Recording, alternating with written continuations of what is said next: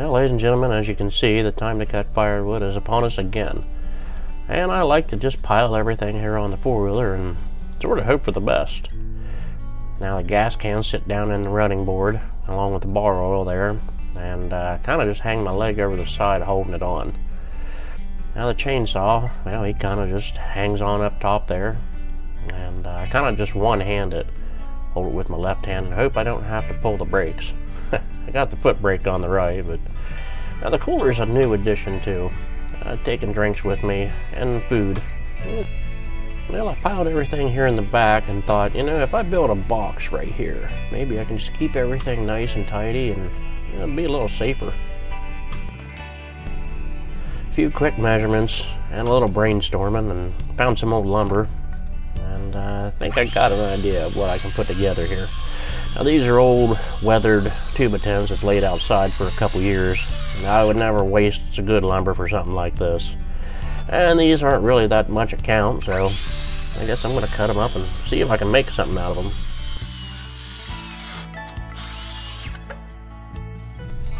With my original figuring, I kind of wanted it to sit centered on the back of the four-wheeler, but after looking at it, it looked a little better, and it gave me a little more room if it hung over the side. So, I kind of had a problem. I either had to live with what I already made, or I was going to have to do some adjusting.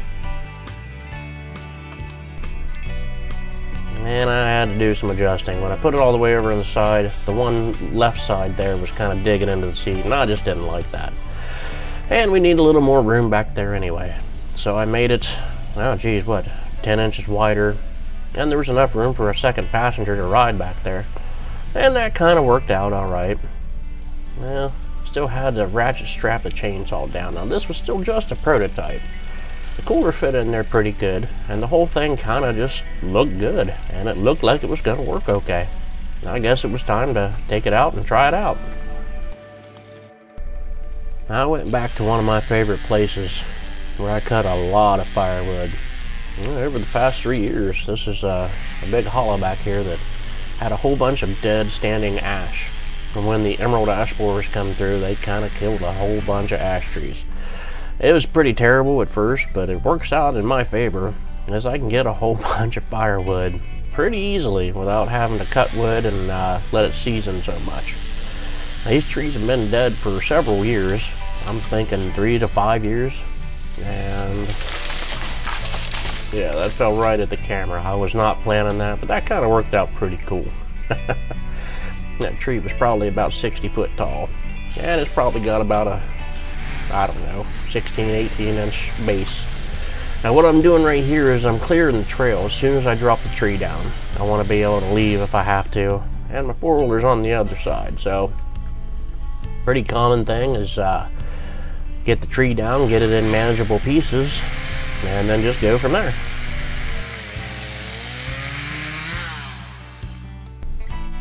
And one of the big hazards is making sure Halo's back out of the way when I drop a tree.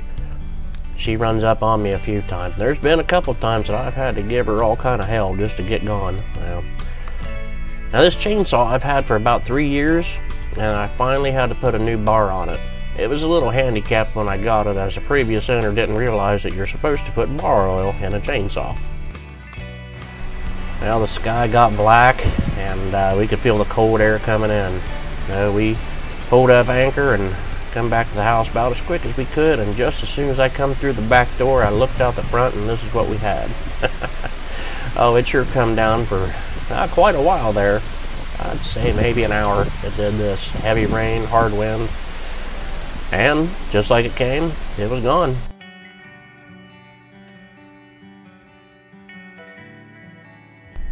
It was sure nice seeing water back in the creek, but the ground pretty much sucked up everything just like a dry sponge. I even let Sweetie come out with me and do some scratching around, and she kind of pretended that she was a big dog there for a little bit. Kind of let her do that. She had a little bit of a rough life, and she's had a bunch of surgeries, but she's a pretty happy dog now.